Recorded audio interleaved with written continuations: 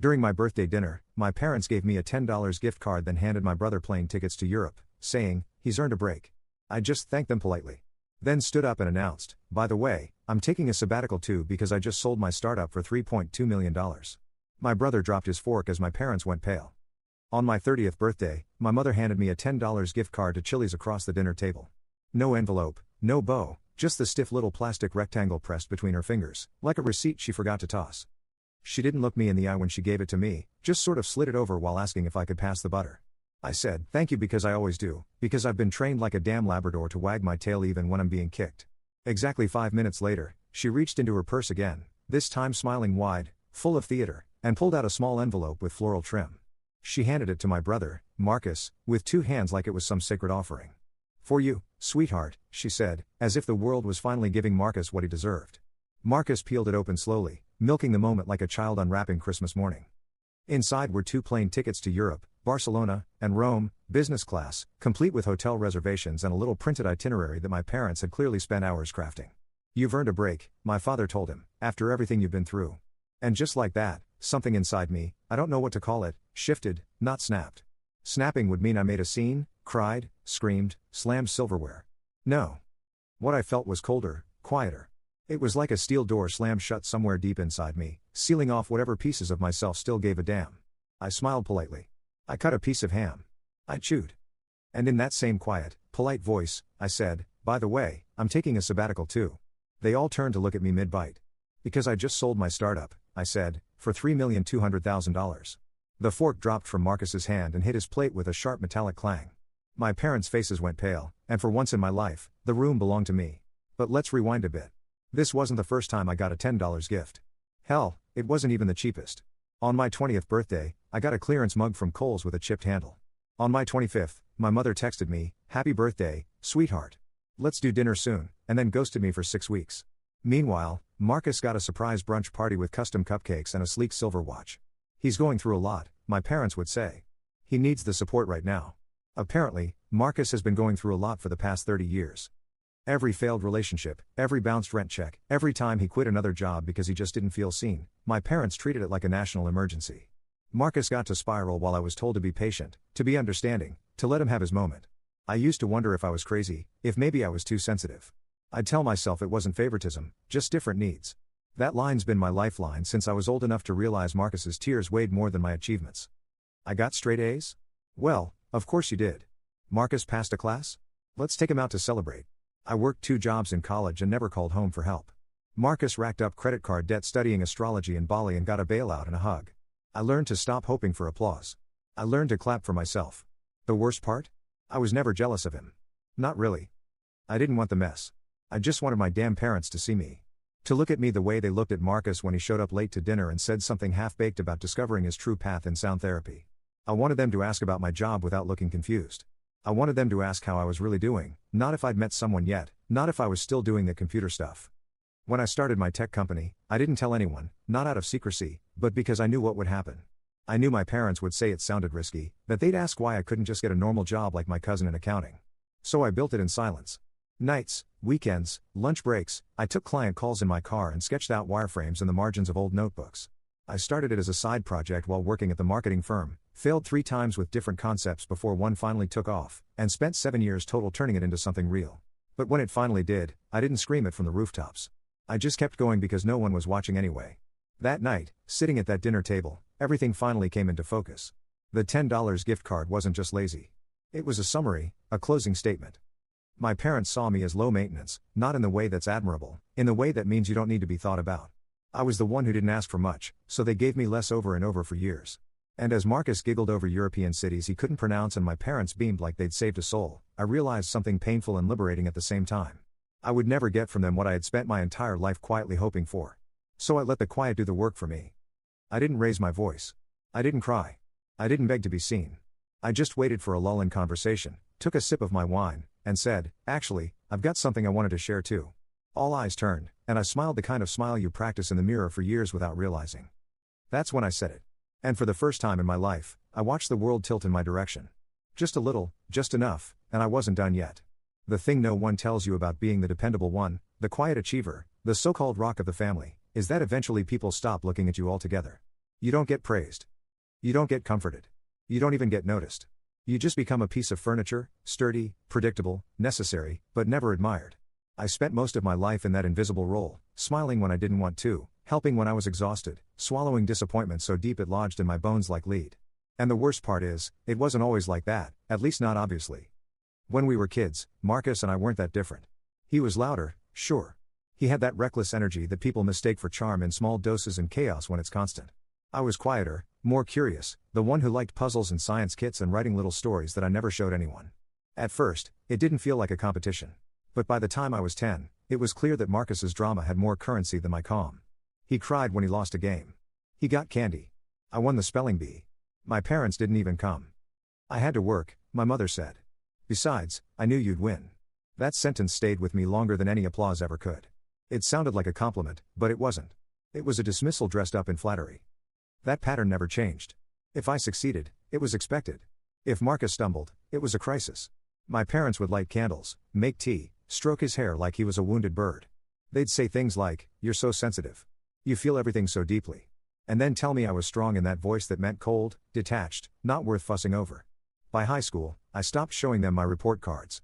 I didn't tell them when I got into the advanced science program or when I was accepted into a college out of state with a partial scholarship. They were too busy managing Marcus's heartbreak over a girl he dated for 3 weeks. I remember packing up my dorm supplies in the back of my used Honda while Marcus sobbed on the porch about how unfair life was because his boss didn't respect his art. My parents hovered over him with a box of tissues. They didn't even walk me to my car. I didn't cry about it. I didn't throw a fit. I got in the car, drove to college, and built a life for myself. I graduated early, got a job at a small marketing firm, and paid off my loans within 5 years. No one asked me how I did it. Marcus, meanwhile, bounced from idea to idea like a pinball. For a while, he was a life coach, then a fashion blogger, then he managed an open mic bar for 3 months before falling in love with a DJ and moving to Arizona. Each time he failed, my parents acted like it was some noble journey. He's figuring it out, they'd say with a proud little smile, like Marcus's messiness was proof of his authenticity. And what was I? Just the boring child, the one who didn't need help, the one who handled things. That night at the birthday dinner, sitting under the soft yellow lights of our parents' perfectly set dining room, all of those memories pressed down on me like an invisible weight. I could hear Marcus's laugh echoing off the walls as he told some long-winded story about the time he almost got cast in a reality show in Los Angeles. My parents leaned in like it was the most fascinating thing they'd ever heard. My father sat there nodding enthusiastically, occasionally adding supportive comments, never questioning the lack of follow-through. He's always been that way, kind but enabling in the emotional sense. He notices more than he admits, but he rarely challenges. I caught him glancing at me once or twice, but he said nothing. Maybe he didn't know what to say. Maybe he knew and just didn't want to light the match. When my parents gave Marcus those tickets to Europe, their words were so soft and affectionate. I felt like I was watching a Hallmark movie. "You've earned a break," they said, "after all you've been through." They said it with such tenderness I could have screamed. What exactly had Marcus been through? A breakup? A failed art installation? A retreat that didn't align with his soul's purpose? Meanwhile, I had been surviving layoffs, building a company from scratch, skipping vacations for 5 years straight, and not once had anyone told me I'd earned anything. I didn't even get a thank you when I fixed their Wi-Fi last month. It's a strange feeling sitting in a room full of people and realizing no one really sees you, not as a person, not fully. They see what they want to see. They see the role you play in their story. Marcus's story was about struggle and redemption. Mine was about competence. No arc, no applause, just reliable silent function. I was a tool in their narrative, not a protagonist in my own. That realization should have made me angry, and maybe it did somewhere deep down. But in that moment, it just made me tired. So when I said I had something to share, it wasn't revenge. It wasn't even pettiness. It was something simpler, a reclamation, a declaration. For once, I wanted the room to tilt in my direction, not because I was yelling, not because I was falling apart, but because I had done something real, something hard, something they couldn't ignore. The silence after my announcement stretched thin like a string about to snap. Marcus blinked 3 times like he misheard me. My parents' lips parted slightly, but no sound came out. My father looked down at his plate and let out a small, barely audible breath. I picked up my wine glass, swirled it slowly, and smiled again. Not smug, not vengeful, just calm, in control. After all these years, it was the only thing I truly owned, and I wasn't going to give it away. Not this time. It wasn't just the silence that followed my announcement. It was the kind of stillness that sinks into a room like a cold fog, thick and slow, crawling across every surface until everyone at the table is choking on it, but no one has the courage to say so. My words, so simple, so precise, had shattered whatever scripted family performance we were supposed to deliver that night. My parents sat rigid, their jaws ever so slightly clenched, as if they were holding in something that couldn't quite fit in their mouths. Marcus, for once, was quiet. His fingers still hovered above his wine glass, and his mouth was slightly open in confusion or maybe disbelief, as though the very idea of me having anything significant to say or achieve had short-circuited his entire understanding of the family hierarchy. I didn't gloat. That's the part people don't understand about moments like this. When you've spent your entire life being underestimated, ignored, or quietly dismissed, finally getting the upper hand doesn't come with fireworks or shouting. It comes with restraint, with power in your posture, with a decision not to over-explain, so I didn't. I simply sipped my wine, set my glass down gently, and let the weight of my words marinate in their stunned silence. $3,200,000. That wasn't just a number. It was a message, a recalibration. It wasn't about the money. Although, let's be honest, the number didn't hurt. It was about the fact that I had done something significant without anyone's permission, approval, or even acknowledgement. I had created something from nothing. I had poured every ounce of myself, every late night, every anxious breakdown, every damn time I ate dinner over my laptop into building something real. And I had done it while they were too busy fussing over Marcus's latest artistic rebirth to even notice. My mother recovered first, of course. She always did. She blinked, reached for her napkin, dabbed at the corners of her mouth even though she hadn't eaten in 5 minutes, and said in a tone that was meant to sound casual, but carried a distinct tremor underneath, "Why didn't you tell us?" That question, that stupid hollow question, why didn't I tell them? Because every time I opened my mouth to share something meaningful, it was met with either indifference or skepticism. Because when I told my parents 5 years ago that I wanted to start my own company, they laughed and said, "Are you sure that's a good idea? Tech is so unstable. Wouldn't it be better to just find a secure job?" Because they never asked about my business beyond surface-level questions they barely understood. Because they had no curiosity about my life unless it could be compared unfavorably to Marcus's. I looked at them and smiled again, not with kindness, not with cruelty, but with the measured calm of someone who knows they finally have the upper hand. Would it have mattered? I asked, not as an accusation, but as a statement of fact. Would you have even believed me? Marcus finally spoke then. His voice was brittle, defensive, sharp in a way that reminded me of every fight we had as teenagers when he would twist my words and then play victim the moment I raised my voice. I mean, $3 million? That's a lot. How did you even? What? Just wake up and decide to be rich? I could have taken the bait. I could have listed every unpaid invoice I chased, every pitch I bombed before I got it right, every moment of self-doubt that I smothered with another hour of work. I could have explained the algorithms I built, the partnerships I negotiated, the time I poured into building something scalable, but I didn't because he wouldn't understand, and more importantly, he didn't want to understand. He wanted to poke holes in it. He wanted to reduce it to luck or some fleeting trend because the alternative, acknowledging my competence, would unbalance the fragile pedestal he'd been perched on his whole life. I didn't wake up rich, I said evenly. I woke up every day for 7 years and worked while no one was looking. My father coughed lightly and reached for his water, the sound a faint signal of support, or maybe discomfort. It was always hard to tell with him. He wasn't a bad man, just afraid of confrontation. He liked peace even if it was fake. I caught his eyes for a second. There was something there, respect maybe or regret. I didn't dwell on it. My mother tried again, this time leaning into the diplomatic tone she used when trying to smooth things over.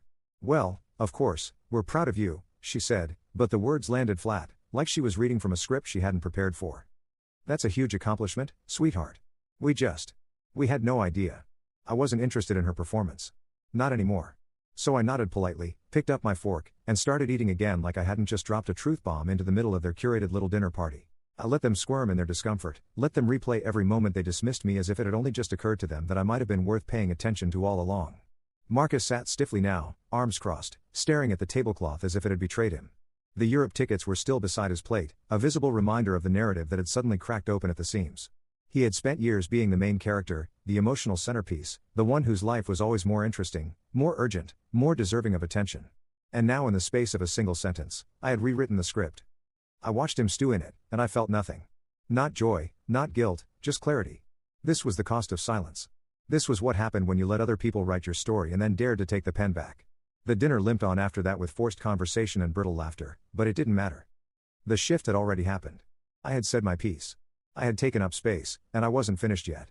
By the time dessert came out, an overbaked lemon cake that my mother insisted was from scratch, just like Grandma used to make, the tension in the room had coagulated into something thick and unspoken, hanging between us in heavy slices of unacknowledged discomfort. No one was making eye contact anymore. The usual familial rhythm, that strange dance of subtle barbs and exaggerated praise that had been our dysfunctional norm for as long as I could remember, had disintegrated under the weight of a single truth I had finally spoken aloud. And still, not one of them asked the most obvious question. What now? I watched my brother pick at the edge of his plate, his once animated demeanor now deflated into quiet resentment.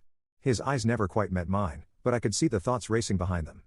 He was trying to calculate how he had missed this, how the sibling he had dismissed as boring and risk-averse had pulled off something that, by all accounts, should have belonged to him. Marcus had always positioned himself as the visionary, the free spirit, the one with big energy and a creative soul, as my parents often called it. He believed somewhere deep down and likely unchallenged that the universe owed him a breakthrough. That one day, someone would recognize his light and pour resources into his personal brand of chaos. So for him, my quiet, consistent grind was not just uninteresting, it was invisible. And the fact that it had yielded something as tangible and undeniable as millions of dollars wasn't just surprising. It was a betrayal of the narrative he had wrapped himself in for decades. My parents, ever the image curators, tried once again to bring things back into their control. My mother placed her fork down with deliberate care, folded her napkin into a tiny trembling square, and leaned across the table as if physical proximity could mask the emotional chasm that had opened up between us.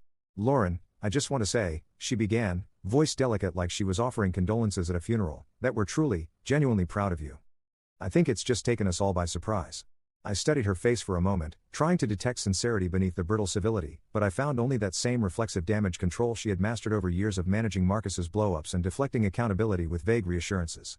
There was no actual curiosity in her eyes, no urge to know what I had done or how I had done it, only a desperate scrambling to reshape the situation into something less threatening. Because in their world, emotional equilibrium was everything, even if it meant ignoring truth. "So what are you going to do now?" she asked cautiously, her tone too even, too rehearsed. That was the moment I knew she wasn't asking out of interest. She was asking to regain control. If she could frame my success as a temporary moment, something she could neatly file into a category like Lauren's lucky break or that one time Lauren surprised us all, then she wouldn't have to confront what it really meant. That for years, they had favored volatility over stability, performance over substance, fantasy over fact. That they had built an entire familial structure around the belief that Marcus needed more, deserved more because he was fragile and special and full of potential that just needed nurturing, and that I, being the capable one, would take care of myself quietly in the corner. I looked at her for a long moment before answering. Not out of hesitation, but because I wanted to remember this. Her face, the faint panic beneath the smile, Marcus's narrowed eyes, my father's awkward stillness, the entire illusion crumbling slowly around us. I wanted to burn this into my memory, not for vengeance, but for clarity. "I think I'm going to disappear for a while," I said finally, keeping my voice calm and measured. "Take some time. Rest. See the world like Marcus is doing. Except this time, I won't need anyone to book the tickets for me." The silence that followed was different than before. It wasn't shocked. It was something closer to stunned acceptance, like a courtroom after the verdict has been read. Marcus flinched slightly, his jaw tightening, and my parents looked like they had swallowed something sour. My father, to his credit, didn't try to cover it with a joke. He just looked at me, really looked. And for a flicker of a second, I thought he might say something that mattered, but he didn't. He nodded once slowly and looked down at his plate. There was no apology, no grand gesture, no reckoning, just that quiet, desperate energy of people trying to tape together a broken mirror without acknowledging the shards. Marcus broke first. "Well, good for you," he muttered, pushing his chair back. "Must be nice to take a break just because you feel like it." It was petty and transparent, and I almost laughed. Because for years, that was the role he had played, taking breaks not because he needed them, but because life was always too overwhelming for someone who never followed through on anything. I had never resented his breaks. I had resented that no one questioned them, that my parents treated his exhaustion like an emergency, and mine like a sign I was doing something wrong. I could have responded with something equally sharp, could have reminded him that I had earned this rest through years of effort no one acknowledged, but I didn't. Instead, I stood up, placed my napkin gently beside my plate, and said, "Yeah. It is nice. No yelling. No chaos. Just truth. Delivered simply with the weight of everything I had carried and the clarity of someone who had finally decided to stop asking for recognition and just take what she had earned." I didn't stay for coffee. I didn't wait for anyone to hug me or ask me to stay. I walked out with my head high and my heart calm, knowing that I had just burned down the lie that had kept me small for too long. I didn't need them to clap. I didn't need their approval. I had my freedom. And for the first time in a long time, that was enough. There's a strange kind of clarity that follows a rupture like the one that took place at my birthday dinner. A sense that the world has not so much changed as it has finally been stripped of all its decoration and excuses, leaving only the bare truth of things behind. As I stepped out into the cool evening air, the sky streaked with pale gray and lavender as the sun began to retreat behind the hills. I didn't feel triumphant the way some people might imagine. There was no swell of victory music playing in my head, no overwhelming feeling of having won something. Instead, what I felt was something quieter, heavier, and more permanent. The stillness that follows a long exhausting war that you never actually signed up to fight, but ended up winning simply by refusing to surrender. I sat in my car for a while before starting the engine, letting my hands rest on the steering wheel, motionless, as the last fragments of conversation echoed in my ears. My parents' brittle reassurances, Marcus's sharp envious comment disguised as a passive jab, my father's quiet nothingness, which somehow hurt the most because it suggested that he might have seen everything but chosen again and again to stay out of it. I don't know what I had expected when I told them about the sale of my startup. Maybe not celebration, but at least a pause, a recognition, a simple moment of genuine attention directed at me without filters or reluctance. But what I received instead was a mixture of disbelief, defensiveness, and an almost immediate attempt to minimize it or place it into some neat little box where it couldn't threaten the roles we had all been playing for so long. As I drove away, the quiet of the tires against the pavement was the only sound that felt honest. I didn't have a destination in mind, at least not that night. I wasn't ready to go home, not yet. I needed distance, a buffer zone of silence and space to remind myself that I was no longer bound by that house or the dynamics inside it. I had spent so many years contorting myself to fit into the space they had left for me, to meet their expectations, to play the version of Lauren they were most comfortable with. But that version had always been an edited draft, stripped of ambition, devoid of desire, built to serve other people's egos rather than exist on its own terms. For a long time, I had believed that if I just kept my head down, worked hard, and proved myself, they would eventually come around. I thought there was a finish line somewhere, a moment when they would say, "We see you now. We're proud of you." We were wrong. But the truth I finally faced that night was that some people don't change, not because they can't, but because they don't feel they need to. My parents had spent decades believing they were fair and generous and loving even as they repeatedly prioritized Marcus's needs, crises, and emotions over mine. Marcus had built his identity around being the one who mattered most, who needed the most, and therefore deserved the most. And that story didn't leave room for someone like me to be celebrated because the moment I was seen, it cast him in a dimmer light. I stopped at a lookout point on the edge of town, a place I hadn't visited since high school, back when I used to drive there just to think, to escape the noise at home, to imagine a life that felt bigger and freer than the one I was being handed. I parked, stepped out, and leaned on the rail overlooking the valley. Below me, the city stretched out like a sleeping animal. Lights flickering on one by one. A patchwork of lives unfolding in their own tangled ways. And for the first time in years, I felt something unburdened rise up in me. Not joy exactly and not relief, but a release. As though I had finally stopped holding my breath. I pulled out my phone and opened the airline app. I didn't know where I would go yet.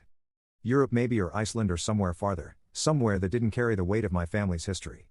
I scrolled through flights without urgency, letting the possibilities unfold like pages in a book I hadn't yet decided how to read. I wasn't running away, and I wasn't chasing anything either. I was simply choosing myself.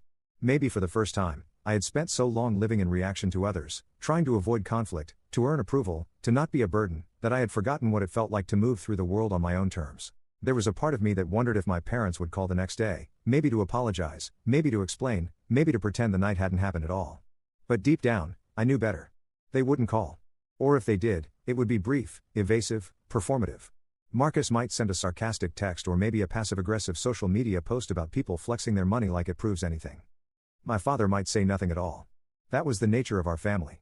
Not explosive, not openly cruel, but slow-burning in its neglect, precise in its emotional hierarchy, always maintaining just enough politeness to avoid reckoning with the truth.